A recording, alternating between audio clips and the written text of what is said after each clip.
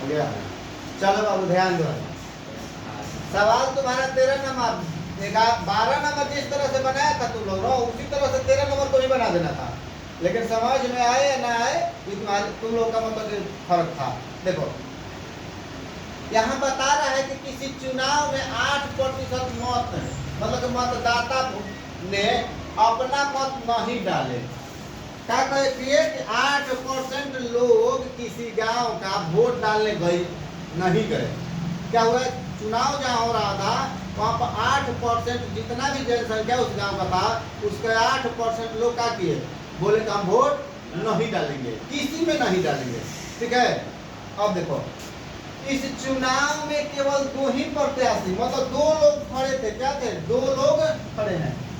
जीतने वाले प्रत्याशी ने कुल मतों के 48% मत प्राप्त कर 1100 मतों से चुनाव में दूसरे प्रत्याशी को हरा दिया।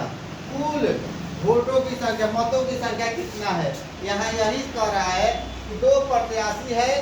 पहला प्रत्याशी को 48% वोट मिला है, यह 1100 वोट से जीत गया है। तो यही पता लगाना है कि उस गांव में टोटल वोट कितना पड़ा था, टोटल वोट कितना पड़ा था। तो देखिए जीते प्रत्याशी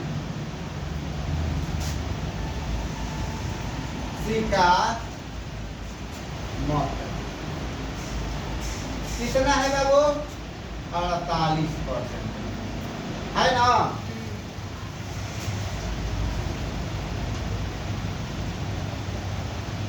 उसके बाद देखो बता रहा है कि चुनाव में 8% मत नहीं पड़ा।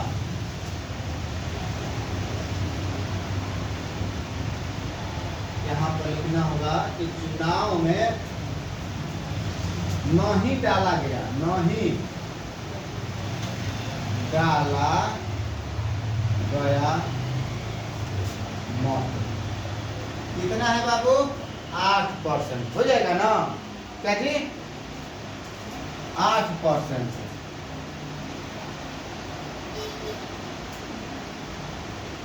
हारे हुए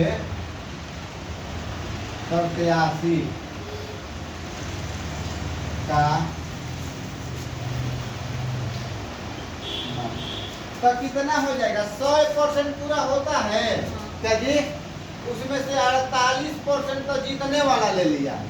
क्या जी, 8% वोट लोग डालबे नहीं किया, कितना हो जाएगा, 56% हो गया ना। तो 100 में से 56 घटाओगे तो कितना हो जाएगा, 44% हो गया ना।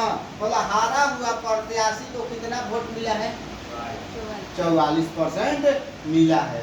तो अब हम क्या करेंगे, कुल वोटों की संख्या, कुल मतों की संख्या। देखो बाबू, कुल मतों की संख्या बराबर हो जाएगा मतों का अंतर बाटा में प्रतिशत अंतर गुना 100 हो जाएगा।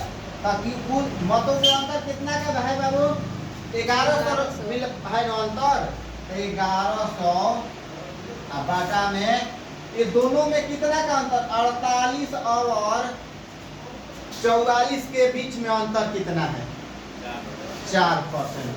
तो 4 गुना में परसेंटेज के लिए क्या लिखा है, 100 लिखा है ना, 100 कर दो, 25 चौके गुना कर दोगे तो 27,500। कोई दिक्कत, यही तुम्हारा आंसर हो जाएगा। समझ में आ गया कि नहीं आ गया, चलो बना लो तो, बनाओ जल्दी।